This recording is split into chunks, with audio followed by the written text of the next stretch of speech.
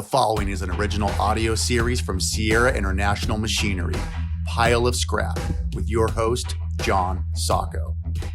Well, hello, and welcome to another episode of Pile of Scrap. And today, I have the pleasure and honor of being at Balcones Resources. I've got Kerry Getter and his son, Richie Getter. Welcome, gentlemen. Thanks for the time. Thanks for being here with me today. I really appreciate this. Of course. Pleasure to be here. Thank you for coming to visit us on the worst weather day of the year. Come on, John. Freezing here. We're calling for 2 inches of snow on Monday in downtown Austin. Pretty unprecedented. Yeah, well, that's great. Well, hey, thanks again.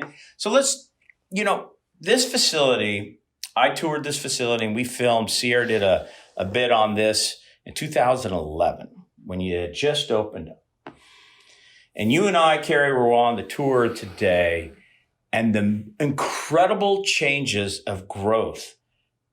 And this is a MRF, people. This is the blue bin and industrial recycling takes place here. And I want you, Kerry, to give us a little bit of a background here so people who are listening to this and watch this will get an idea of what is Balcones Recycling? What is it going on here in Austin, Texas? All right. Well, Balcones is a 27-year-old corporation. We've been in the single-stream recycling business for 12 or 13 years. Prior to getting into the residential business, we cut our teeth really on the commercial side of recycling, and have been in markets in Austin, Dallas, and Little Rock prior to the startup of this facility. But this was kicked off about 12 or 13 years ago. We were fortunate enough to win the majority of a contract related to the city of Austin.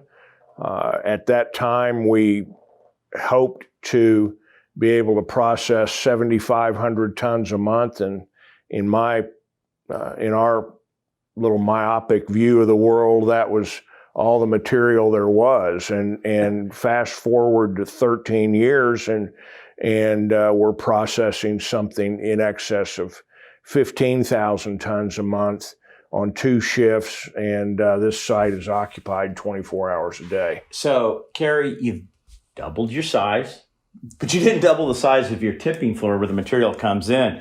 And did you realistically ever believe you would get that kind of growth? Did you think optimistically, or is the success of your growth due to the success of your ability to operate efficiently and be profitable? Yeah, well, I think you have to be able to. Speaking of sustainability, you've got to be profitable in this business, month in and month out. I mean, we have some almost 300 families to feed in our company now. So you have to be able to make money, and we've been very fortunate in that regard. I never dreamed of processing 12 to 15,000 tons a month at this facility. Well, you've done it. That's right. So, Richie, you're the next generation here. How long you been working here in this facility or with the company? Oh, gosh. With the company, hell, I started sorting cardboard at 12 years old on the floor at our very first facility. Hey, that's child labor. Here in... Well, you got promoted from mowing the yard. Yeah, I got from mowing the lawn. From mowing the lawn. You're right. You're right. And went into the facility, started working on my Spanish, understanding the operation. And that was just a summer gig growing up. But honestly, really getting into it when I could be on the payroll. I've been on the payroll here for about 20 years, and I'm 40 years old. So well, fantastic. So I grew up in the scrap metal business. The first piece of equipment I operated was a broom. Okay. I mean, that was what my dad had. Sure. And then I ended up, I graduated to the upstroke balers when we were baling back, because Sierra was a agri-packaging company, the original Sierra bag company. So we did a lot of burlap bags for potatoes and onions. And so I would operate the upstroke baler as a kid growing up. And to think that I've gotten into the baler business and manufacturing something. Yeah. All right. One of the things, blue bin recycling. You guys handle blue bin recycling. And I get asked this all the time. What cannot go in? So we've run some spots. I'm going to put it out to you guys. Is the pizza box clean, devoid of food in the plastic? Is it or is it not a recyclable product? If the box is clean, it is recyclable, but it needs to, and really, I mentioned this earlier, it's really an issue of volume. One or two or three or half a dozen pizza boxes is not going to create a problem with a load of cardboard going to a mill. If you had an entire truckload of those boxes, it could conceivably create issues with mold and so forth that grow in the bale as a result of the food waste, and makes it less desirable at the mill level and more difficult to clean. What do people put in the blue bin that is actually recyclable but really shouldn't be in the blue bin? Somebody told me Christmas lights. Okay, yeah. Because it wraps around the screens in a MRF. No good. Or wish cycling is what we like to call it. Metal chains. Hoses, Christmas lights. Okay, so see, these are the things, because people have this perception it is recyclable, but let's take metal and let's take the copper out of a Christmas light. You suggest what to the people who want to recycle that?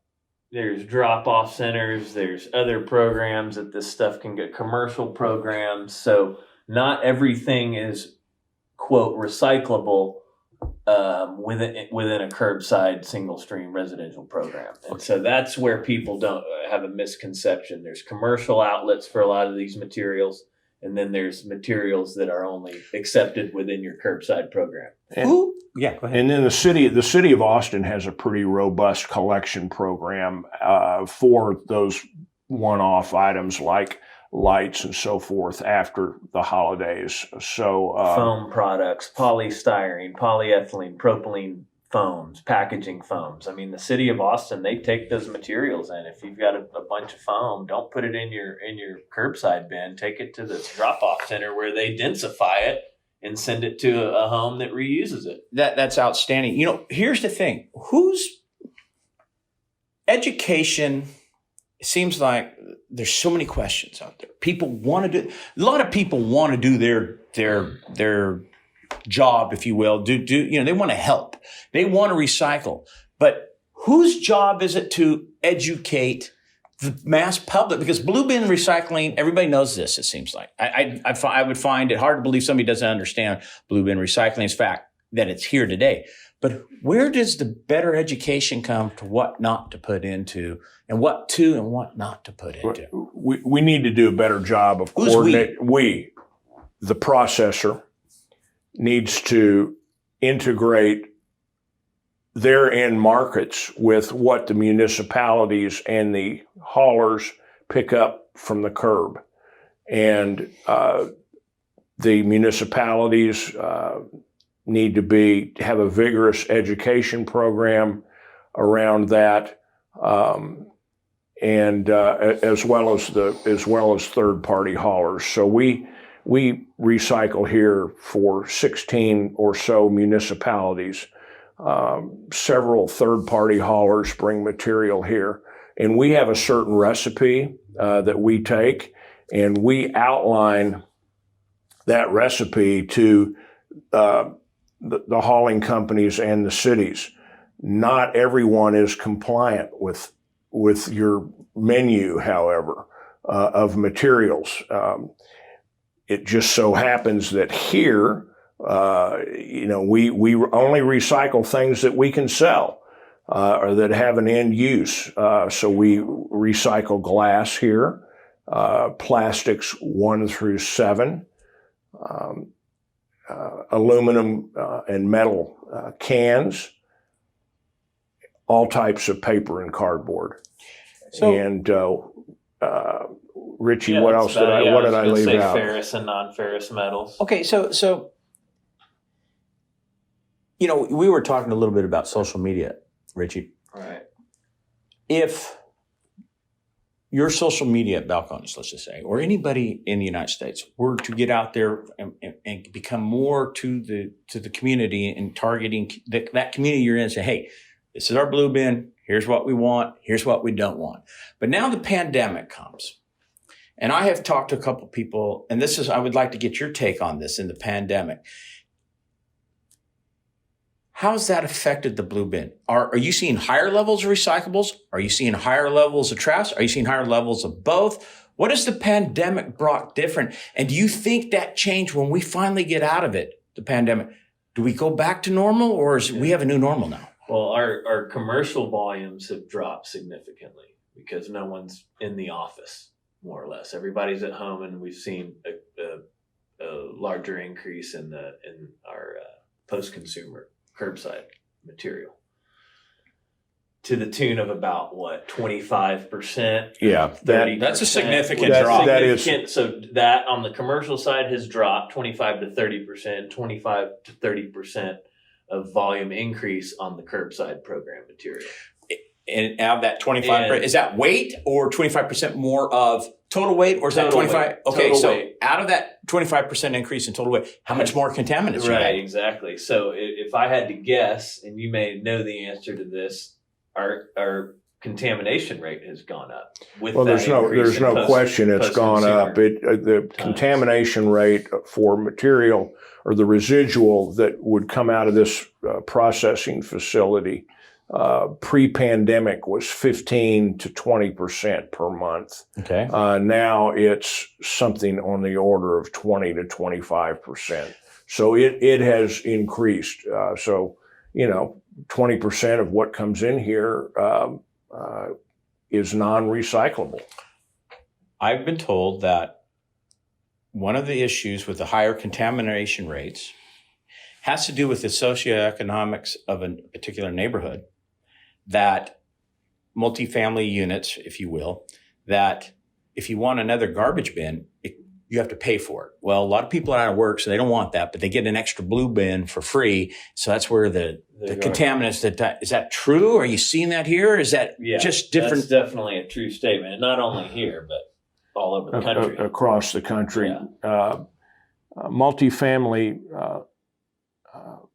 residences typically have a more transient population, and it's much more difficult to educate a transient population who may be at a particular apartment for 6 months or a year, and then they move on somewhere else, either in town or across the country. And the type of material that we accept here is not what I stated earlier about the materials that we process is not a universal truth.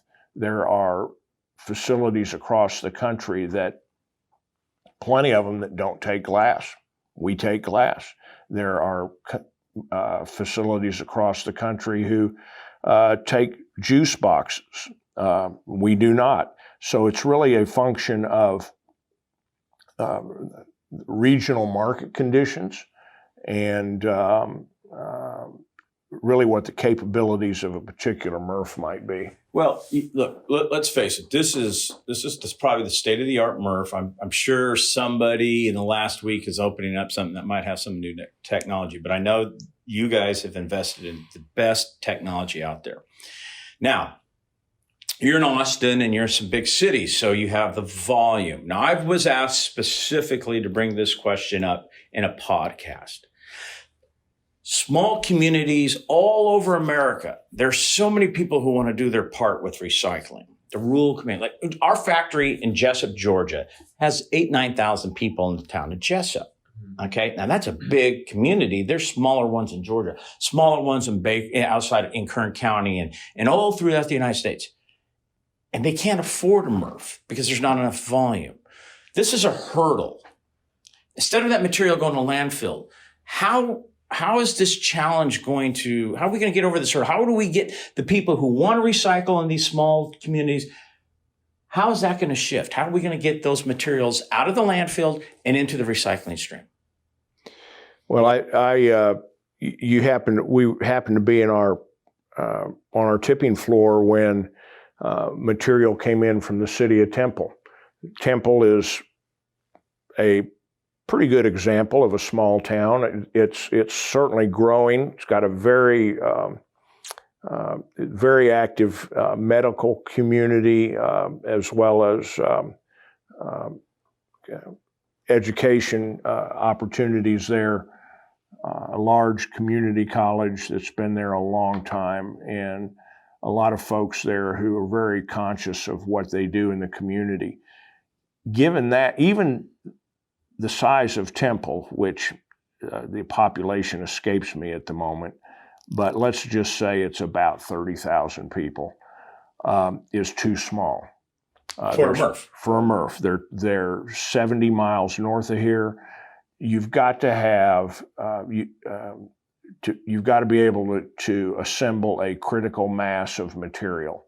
So not to interrupt, but this is the key. Okay, see, 30,000 to me is a bigger community. Bigger than Jessup. It is, and the reason why I'm bringing this out is so how do the people of the community have to realize that doing their part? There's two types of cost: the cost of that material going to the landfill, or the type of cost that they're going to have to pay for it to get, because transportation of plastic, you're not going to get any weight. The cost alone. Sure. So this is the trade-off. Where do we go with this? To mitigate some of that, yes, is the he was alluding to some type of a transfer station. Yeah, it's either you conglomerate the material in one spot. You have transfer trailers that haul it loose. There's a number of ways to get around that without having a MRF. Yeah. So who's going to provide that solution? Is it private industry such as Balcones? Not just you, but public-private, just like it is here in the city of Austin. That's the same way we handle Temple, public-private partnership. Is this one of your company's goal, is to try to solve this challenge? Well, or is it just like, man, I don't know how I'm going to do this profitably, because you got to make money. Exactly. Right. No, we want to be able to provide those opportunities to some smaller communities. The city of Bastrop, the city of Smithville, the city of LaGrange, they all have a little bit of a different circumstance. And those are small towns. Those are towns that have less than 10,000 people, much like Jessup. And each one of them has a different set of circumstances. The city of LaGrange is probably 50 miles east of here. And then there's Smithville and Bastrop. All of those communities have material that ends up here.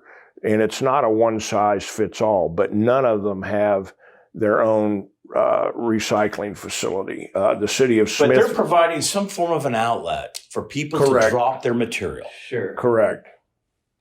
So the community... Go ahead. No, please. Go ahead. The city council in all of those municipalities, as a part of their contract with their garbage service provider, requires that they pick up the recycling, and in each one of those cases, it's brought to us. So the community actually is paying for it through the property taxes and what have you, but it's a solution that the people handling the waste, but have to be part of their contract is, hey, you're handling the waste, and that's a fee, but these recycle bins have to get to and get into the recycle stream. Yeah, right. That's going to grow. I would think. I think it will. And the city of Smithville is a unique situation in that the city has set aside a piece of property to put a couple of downstroke balers in place, and when they accumulate a truckload of material, we have a vehicle that goes and picks it up. So we'll pick up a truckload of mixed bales of plastics, of cardboard, of newsprint, and ferrous and non-ferrous metals generated in the household. So, but the city has provided a drop-off center there, and actually that's a model that I think works pretty well. All right, so you are the plastics expert, if you will, for this company. And I had the opportunity to meet with Wes Carter, and he's a surfer like you. So the oceans and the clean oceans is, it's a passion of his. He started this thing called the New Earth Project. And his eyes got open to recycling because Darren, who I work with in our marketing, introduced us. And we started talking, and he didn't realize what a MRF is. He doesn't know. He wants to come visit you because he has a place up in Dallas, a facility that does distribution for plastic film. So he's been able, because he's been awakened to the benefit, and not all plastic is bad. So we'll start there. And he's created where his film that he sells to big distributors, the breweries, the beverage people, and they get these big pallets in.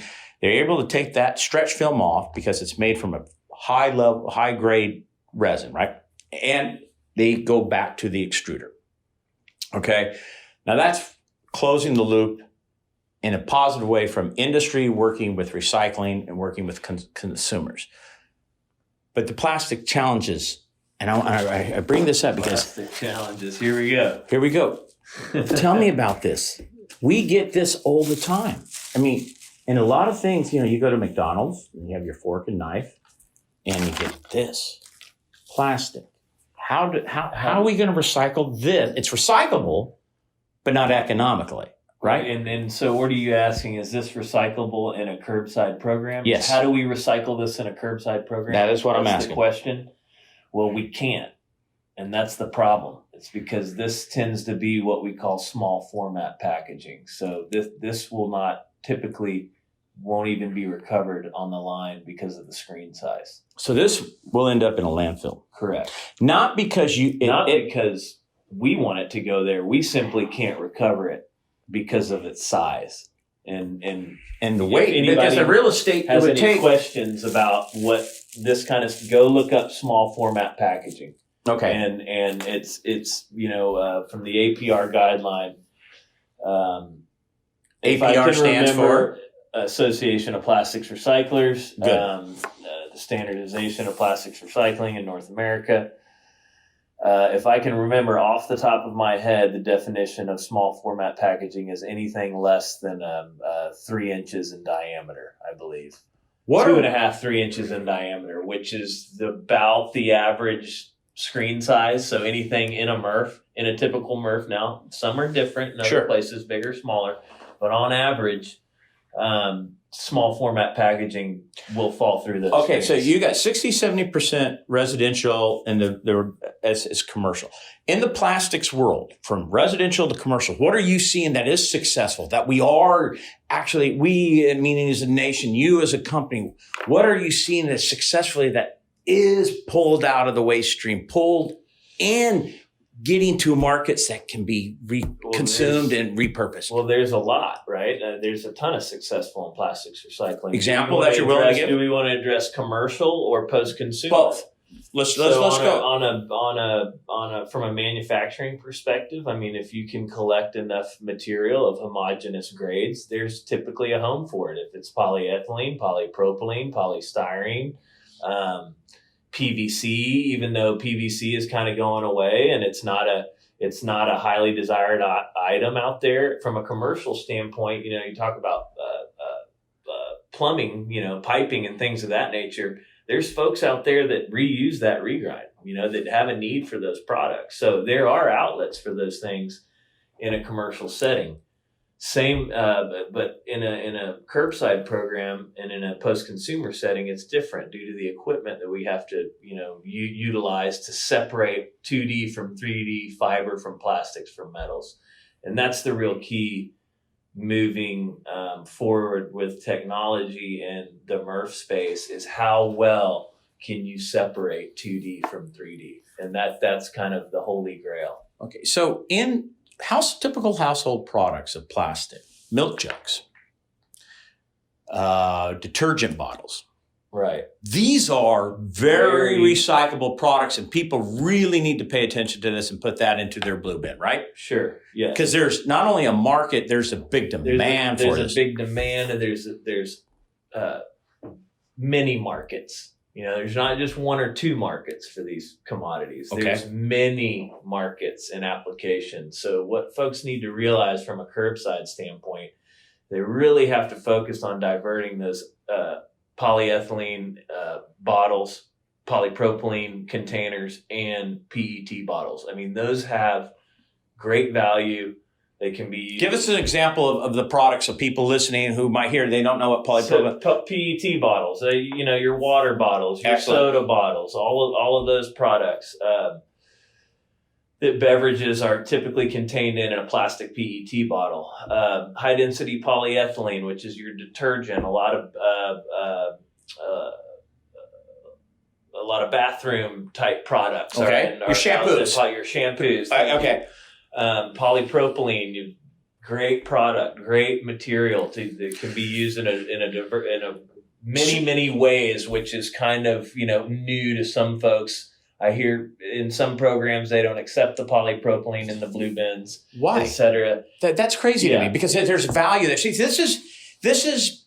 Have we not done a disservice by lumping old plastics into being evil?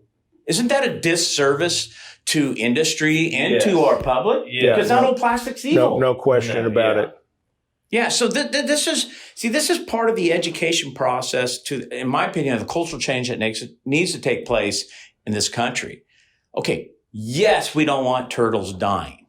Okay. Because they got a straw in them. We get that. Right. But I don't see turtles eating Tide detergent bottles because a lot of it's getting into the recycling stream, right? Right. And so addressing that, kind of the ocean plastics quick high-level overview, is that where we're seeing ocean plastics enter into our waterways is the lack of infrastructure and waste handling infrastructure. And whether it's a third world country or anywhere in the world is where you see tributaries and trash not being handled properly. That's how it's getting into our waterways and oceans. So is that the laziness of people? Just flat out laziness? Flat out laziness of people. But in some parts of the world, it's maybe a combination, or maybe it's not laziness, but they don't have the access to somebody to come by and pick up their waste, at the end of each day or each week or whatever it is. So it's a real issue. Yeah, And 100%. And a lot of these products that we're seeing, in our waterways, in our oceans, are made up of polyethylene and polypropylene. They are highly desirable, recyclable products with many homes that can continue to be reused over and over again. So it's all about creating the infrastructure to collect and reuse those products. And how do you do that in the most efficient manner? Well, Wes Carter at Atlantic, turned me on to this product that I'm showing here now. What it is, it's a cardboard cutout. These are can holders for those who are going to listen to this product. So like you can get a Coca-Cola can, Pepsi can, Gatorade, Mott's apple juices. And I did a little video I posted on my social media of a Mott's apple juice bottles that had the plastic rings, the 6 plastic rings. And that's a real tough product to recycle because it's so small. Right. It's just not profitable. And to get it into the proper sort through the equipment you have, it's very difficult. It's flexible. So they're coming out with this product, and to change that, because this is a biodegradable plastic, how many years does it take to biodegrade? This is 12 weeks biodegradable, made from recycled fiber. And so they're introducing. So this is going to start coming through your. It's essentially a liner board material right here. This is going to start coming through your MRF in short order because there's going to be industry is going to bottling companies see the benefit of this. Oh yeah, I already see them in the marketplace today. It's a great. Now, is that alternative. too small to be recycled? Are your screens going to be able to get through? Are the equipment that you have here in this facility going to be able to get this out and put it and send it back to a paper mill? I think that's going to probably fall into a proper category with our cardboard. Yeah, and guess what? We're not in the composting business, but this can go in a composting bin. That's the beauty of it. So industry, even if it doesn't come to us, you can put this in your compost in your backyard. or take it or put it in your 12 compost weeks. curbside collection program. Fantastic. So we have dual outlet, dual purpose actually for our product. So industry, this is where I think industry is starting to, the light, if they do it before they're mandated to do it, okay? You're seeing bottlers now going, wait a minute, if I start doing this now, I don't have to suffer the consequences of the mandate. Right? Yeah. Right. I mean, that's what I'm saying. And I think you see people now, like say in Atlantic Packaging, and why I'm using it because Wes and I he's like you and you, Kerry, you guys are passionate about this, but it's real. It's not just about the money. And he's creating a product that eliminates a really difficult product to recycle and a difficult product and a very harmful product if it gets into the environment. Yep. All right. Well, I want to continue on this because I love this debate. Old Starbucks. Is that recyclable or is it not recyclable? Yes.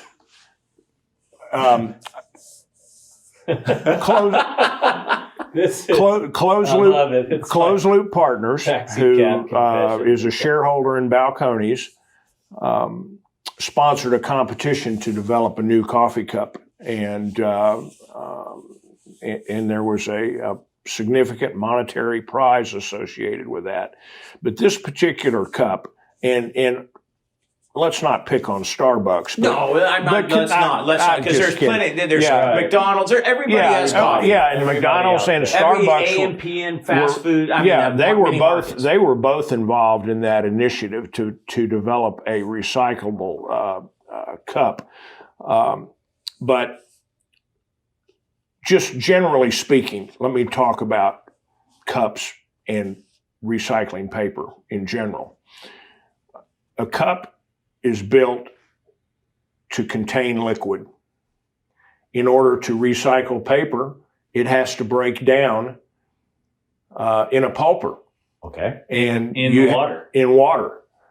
And so those There's the two challenge, I are guess. quite often mutually exclusive goals. So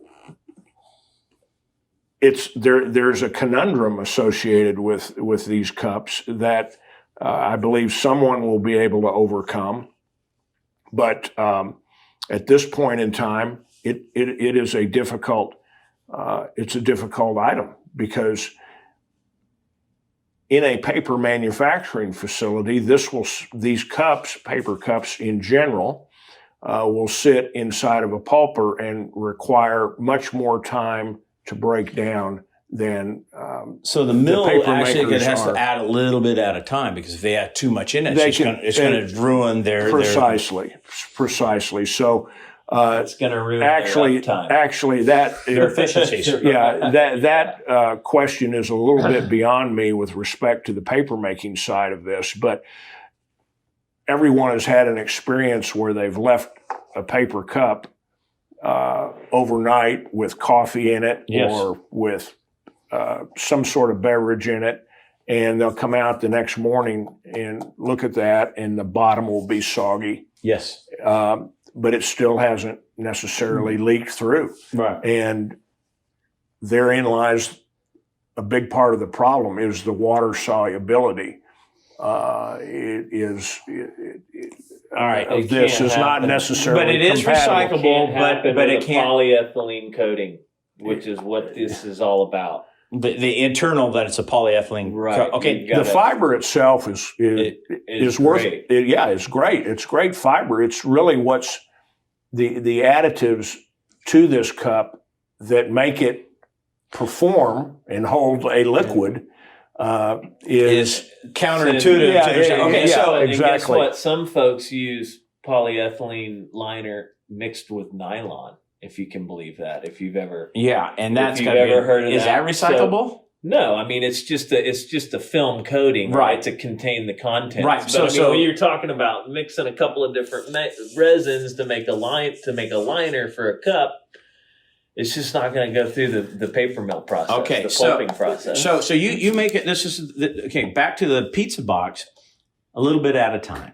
Same thing with these. Yeah, a little bit now. Okay. You go.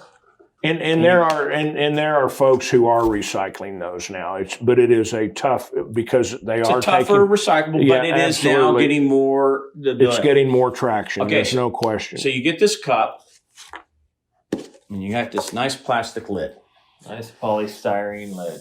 Richie, good material, by the way. Okay, so again, let's debunk the myths, whether it is or isn't, but how can we do more of it to where it's profitable and it isn't a real cost center to do it? So we'd have to measure this. Again, is this going to fit through our screens in the MRF? Maybe, maybe not. But collecting these commercially or through a collection program, you bale these up by themselves and go put it in a grinder. Highly valuable material. Excellent. So, see, these are things now. Is it okay to put it together like this into the bin and then it hits your screens because and this will pop off? Is it going to separate easily enough? Because we have cross contamination now. Right. Before it comes to us, that's going to probably go into a truck. And it's going to compact it and will probably separate those two components. But, in the event that it doesn't, you've got, that's an issue in the purest sense of. Well, and this is what, say it doesn't come apart. This is essentially what becomes our residual. If it's not, or contamination in an end product, which is what we're trying to avoid. We want to make high purity products. Right. And because a high purity product, back to the high quality stretch film, because it's made from, high quality resins, it is recyclable easily. Yeah. And we want easy recycling. We don't want difficult consumption, because I think that's the big thing. So, generally speaking, John, the more homogeneous, our finished product is a bale that weighs about 2,000 pounds and made from darn nice balers, I might add. And hey, that's a plug for Sierra. Generally speaking, the more homogeneous a product, the greater value that's created. And the more mixed, the more contaminated. These two mixed together are not as valuable as them separated. And that's generally the case with anything that's in the blue bin on the residential side, and on the commercial side, in distribution centers, in large manufacturing settings, they have residual waste that is very homogeneous and enough volume that is treated completely differently than the material that comes in to us in a 96-gallon container. All right. And I'm always, just to your point, I am always making that distinction out in the marketplace, because people wonder about flexibles and film and, it says we can't put this in our blue bin. I said, you're right. You can't put flexibles or your stretch film in the blue bin, but it is recyclable. It's recyclable at the back of the grocery store, the back of the distribution center. And those folks are having it recycled. That's a great message. I have to clear that up. But see, that's a message that, quite frankly, I have not heard. Now, I'm in the recycling industry, right. but here's the deal. That's fantastic, and we need more of it. All right, I got a question for you guys. Europe, they burn trash, okay? Your residuals that come over here. Yeah. RDF, refuse derived fuel. Is that a solution to the waste? Is it something that can happen here in this country, or is it just the thought of incineration and the environmentalists never going to come together? I think it's B, the environmentalists and incineration. It's very difficult to get traction with that. And in fact, I know with respect to the city of Austin, I won't say never, but probably never. Why? Europe is very progressive in their recycling programs. They're very progressive in how they do things. And I'm not talking politically progressive in this, but And they're hugely environmentally conscious in Europe. They have end of life rules for vehicles, and they're really, really tough on it. But they incinerate with great results. But you don't think it ever going to come? It's going to be just too different. Yeah, it's just a completely different landscape. All right. Europe and North America. Yeah. And I mean, it's just you've got no landfill space in Europe. They're light years ahead of us in the recycling. You got policy, the recycling technologies, and how they manage their waste from a recycling standpoint is ahead of what we're doing in North America. So if I had to guess, incineration in Europe is the last choice. But they get energy out of it. It is not touted. Europe has to import their energy, their oil. They have a different set of circumstances. They do, but yet still, there's enough BTU content value in a residual that they can get enough of it to incinerate to create energy. So I don't know. Again, and I appreciate that response, because I would think, if you went into San Francisco and said, hey, we're going to put in an incineration plant here, we're going to take all the refuse that can't be recycled and can't be composted, and we're going to incinerate it, I think they thought you came from Mars. I think we've got a long way to go here in North America with regards to mechanical recycling, but we can do it. And I don't think folks are raising their hands saying, hey, let's, start up another WTE plant. It's no, how do we manage this properly and get it into a mechanical application? Yeah. And that's where a lot of this plastics recycling is headed, is highest and best use. Where is the value? What's going on in the supply chain? How are our consumer behaviors changing? Which dictates a lot of what we're talking about. 100%. And like this product here, okay, to me, this is exciting. Because you know the plastics, what other product that is going to be out there on the shelves and stores that consumers are going to pick up that you feel is really exciting, that's got a real good capability of being recycled and not being put in the landfill? What other products you see coming down the pike? Oh gosh, give me one if you got it. Well, let me tell you one of the just kind of overarching things that's taking place. So you've got competing industries. You've got plastics packaging, and you've got the paper packaging industry. They compete against one another. We have received a number of phone calls and inquiries from some of our multinational customers who are making inquiries about their packaging and they're in the paper packaging business, the cardboard packaging business.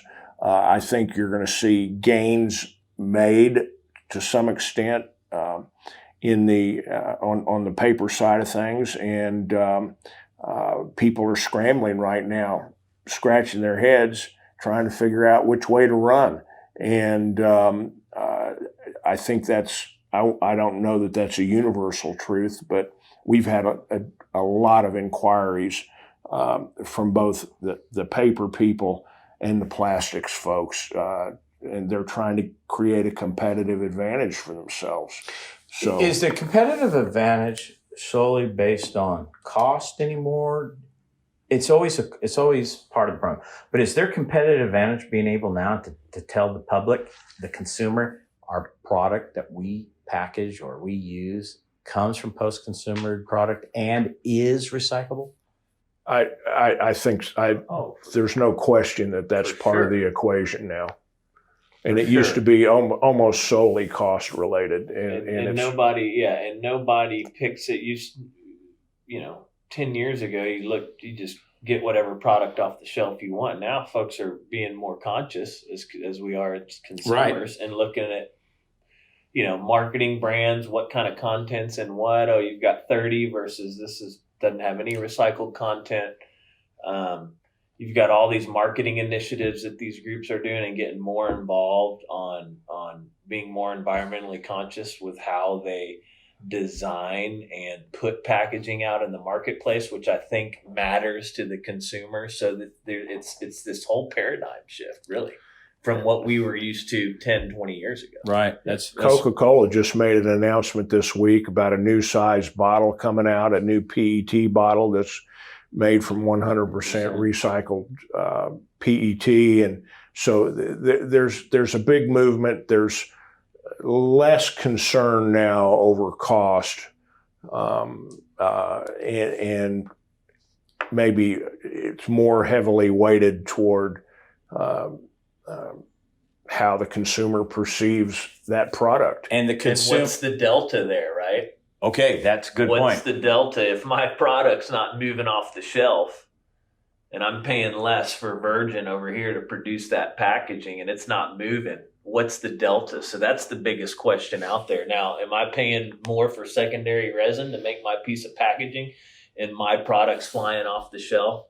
That's the question. What's the delta there? Yeah, well, they look, they're going to have a lot of focus groups. They're going to figure that out. And I guess ultimately hearing this, I think people need to know that industry now, I think they're more awake to the fact that people make decisions on an environmentally conscious level. And what is more environmentally friendly? What are they buying that has done something to help create a better, cleaner environment? Yeah, That's a shift. Yeah. No question about it. So the level of consciousness has been raised. But I also think, and one of the things we haven't talked about here today is the political climate. That has changed, at least in Washington, D.C. It has. And I think those changes are going to be far-reaching and may encourage some folks to become more environmentally sensitive. Yeah, I would agree with that statement. And I've talked about this in a podcast about our trade association. About, look, we have a new administration. Forget about the party. There's going to be certain things that they want, and they're going to be more, I think, to this issue of environmental consciousness. And hey, we always adapt. Everything comes in. But let me ask you something. It just struck me when you opened up all those years ago. Did you have the same conversations with these big packaging companies, these big paper people, big plastic? You didn't have those conversations. No, absolutely not. The conversations are completely different. It's completely different today. But see, that's got to be exciting for you guys because people are going to you, going to Balcones to say, hey, how can we better design a product that you can help get out of the waste stream, right? Sure. Now, is that because you guys are considered the best? Well, I don't know. I want to know. Well, I don't know. John, thank you. That's an appreciative comment there, but I think that we've been doing this long enough that we've really hit our stride as operators and have been able to show some successes over the years, really understanding how to operate. And that's what we are through in and throughout our operators. And we don't have a conflicting agenda. And by that, I mean, we don't own a landfill. If we owned a landfill, our perspective might be different, but we don't. We never have. It costs money for us to haul materials to a landfill. So our perspective on how to handle this entire stream is different than a company who may own a landfill or may be engaged in that activity. We only get paid if we divert material from a landfill. That's the only way we paid to have material put into a landfill. Yeah, exactly, and that's go ahead. That's a huge distinction and a real driver. So we've been able to exist for a number of years and make money with that mantra, but it has definitely changed, and we're always looking for ways that we can differentiate ourselves. So being involved on the cutting edge of plastics and understanding what that means is important to us. So that Richie does this on a full-time basis, and because we feel like we owe it to our customers and the environment. And there's definitely a increased consciousness related to that, to those issues. And, we work to try to differentiate ourselves from a lot of folks. And we feel like becoming somewhat able to speak to these issues, that it gives us a competitive advantage. Yeah, and I was just going to say, to Kerry's point, is that it's not just about diverting the material. It's about how well can you do that.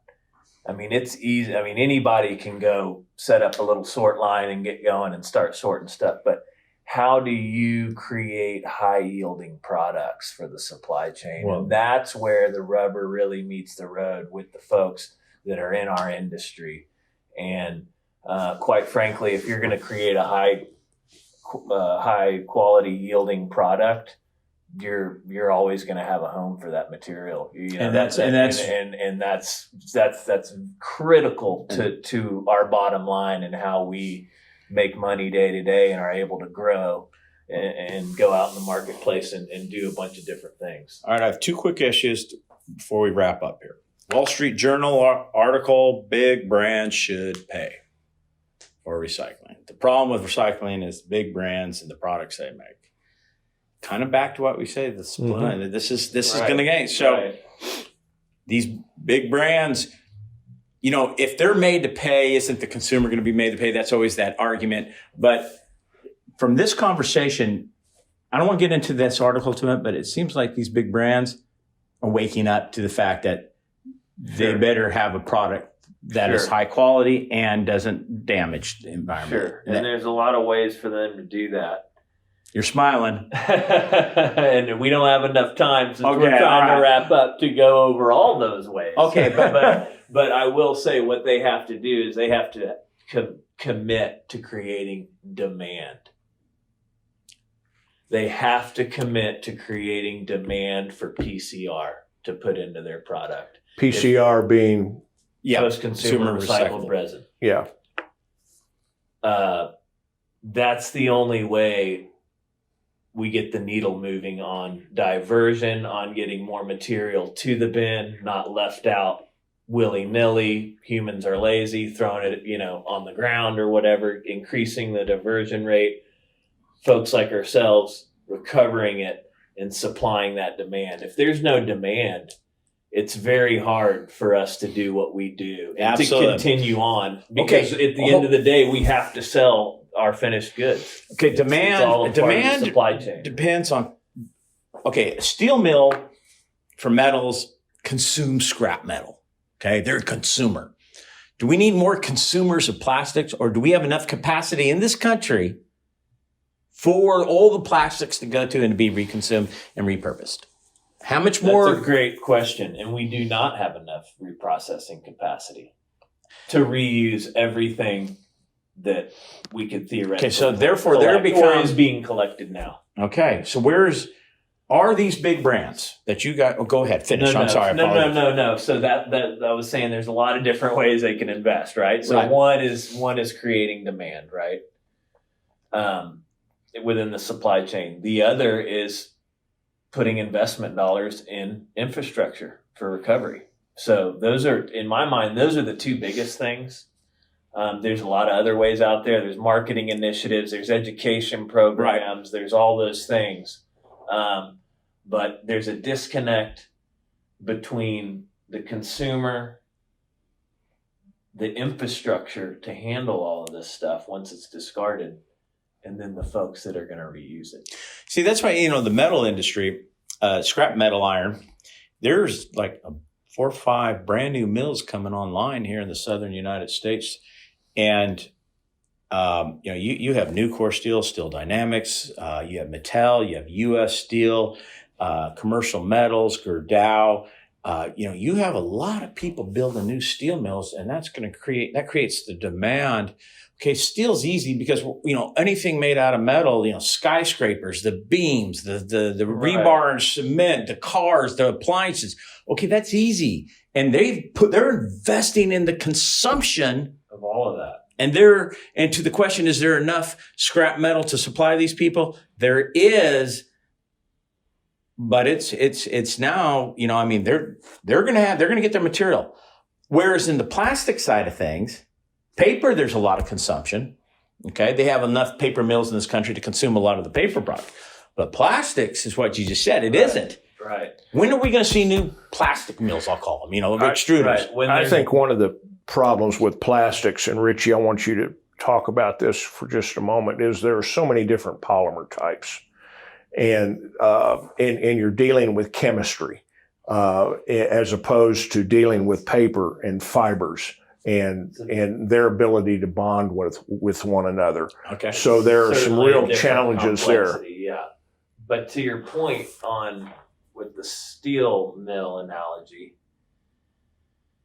is that there's only so much plastics reprocessing capacity in North America. There's not enough demand. The demand exceeds the processing capacity. Okay. And so let's just take PET, for example. Okay. The demand is very high. There's only a limited amount of capacity. And guess what? The diversion rate is dropping. Nationally, I think this year it went from like 28% down to 27% of all that's PET. That's not the trend we want. It's been between 27 and 30% for. How do we get that number up? Richie, how do we get that number up?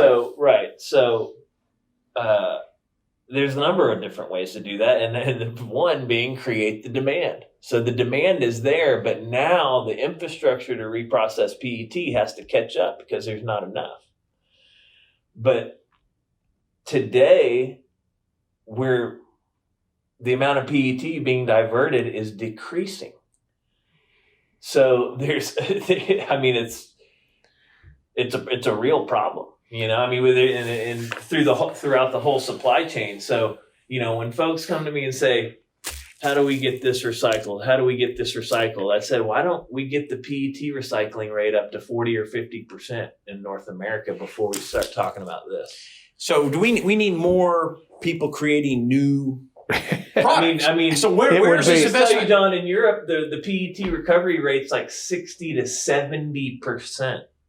Okay, we can't get above 30. There's cultural. That's my cultural. That goes back to my cultural. Well, it does. And in asking earlier, I don't recall if we were on the podcast or not, but price is a reflection of need.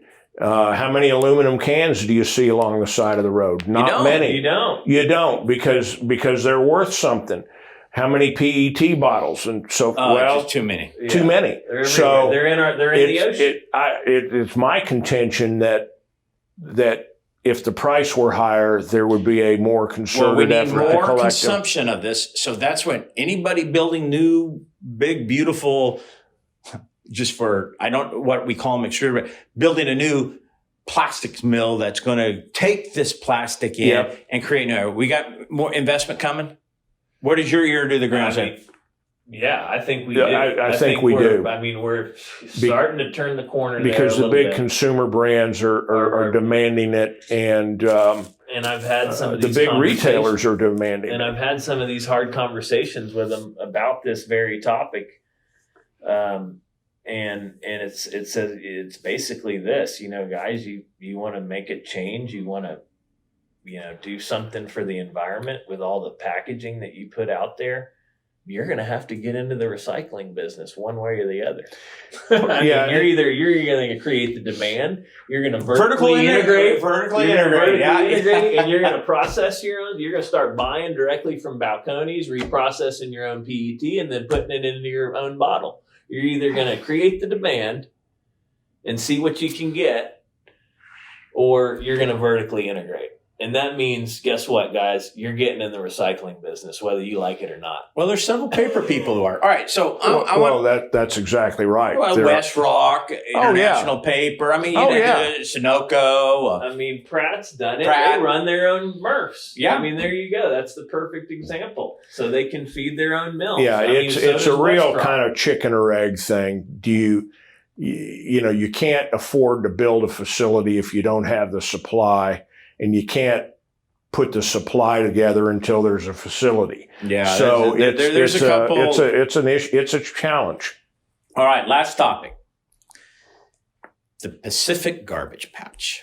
Okay, you're a surfer, and Wes Carter mentioned him a couple times. He's a surfer. I can't wait to meet Wes. Wes, if you're out there, we're gonna give me a call, shoot me a text sometime. We got a lot to talk about. No, we do. But okay, so the Pacific Garbage Patch, I have offered, and look, Sierra, yeah, we have balers and conveyors. Okay, I've offered that if somebody's willing to put up the money, the big bottling companies, because they have the hundreds of millions of dollars in it. I even in a podcast with West on Monday or Tuesday, I said, "Hey, Elon Musk. You are one of the most innovative, creative individuals and one of the wealthiest people in the world, if not the. Come on board. I'll put up a baler, a conveyor, and a material handler to feed the material that's netted out of this Pacific Garbage Patch, bale it, not separate it. I don't think you can separate it on a boat with all of this motion. No. Okay? But here comes the issue, and that's what's telling us. You can harvest it out of the ocean. Now, what country is going to allow that to enter its waters, enter its ports? Because who wants to say, guess what we're importing today, folks? The garbage from the Pacific Garbage Patch. But are we importing the garbage, or are we creating a solution? Well, again, So I'm how with do you. you Richie, frame I'm that? with you on the solution, but here's the thing. But this, I think private industry can start this cleanup. And we're going to learn as you clean up how to better process it. Like everything else. Optical sorters weren't here 30 years ago, Right. right? Now they are. So how do we clean out the ocean? So I have said it. Now you guys have your ears and you have conversations with some big people. Wes has conversations with big people. You know, I use Mr. Musk with all respect from Tesla, because he is one of the most innovative people. How about Bill Gates? You know, how about Bezos who uses a lot of recycled product, Right. and which is changing too, because they're getting away from some of the product supply chain. Yeah. But they're getting away. They got to get away from the products that they ship their products in that is non-recyclable, like the envelope with the bubble wrap. That's real garbage, Right. and they got to get away from that. Yep. But who doesn't want to clean up the oceans, right? Right. So I'm in on this. I'm in. You know, and you people with your passion and your knowledge how to do this have to be part of this discussion. If it ever gets to the point where somebody says, we're going to go clean it up, you guys have to be part of that because John, you know how to do it. If you get in that conversation, we would love to be invited to the party. Well, you will be. And you know, and if you get invited, I'm willing to donate. I put it out there. I'm willing to give something right now because you know what? I love the ocean. I love going to the beach. That's where I have my weekend house. Okay. I love it. Yeah. And it's pristine on the Santa Barbara coastline. It really is. They've done a great job. There's the MRF operators or the garbage companies in that area have done an amazing job. Okay. This is a small section, okay, of the coastline. And I don't ever want to see it. And so we can get this stuff out of the oceans. You know, Bill Gates is about feeding people. You know, he's really done protein, growing protein to feed people. But who doesn't want a clean ocean? You know, you have a clean ocean, you can feed people. A dirty ocean doesn't feed people. Right. You kill marine life.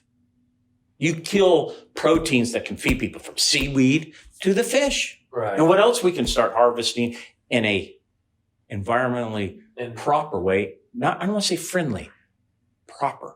We don't want to rape the oceans of its potential, but we want to create it to be a more successful producer of Sure. food. And what you're saying, and thank you for your offer on helping cleaning up the ocean. It's going to be a collaborative effort. And I think the times are over where everybody's pointing it. Oh, you're doing it.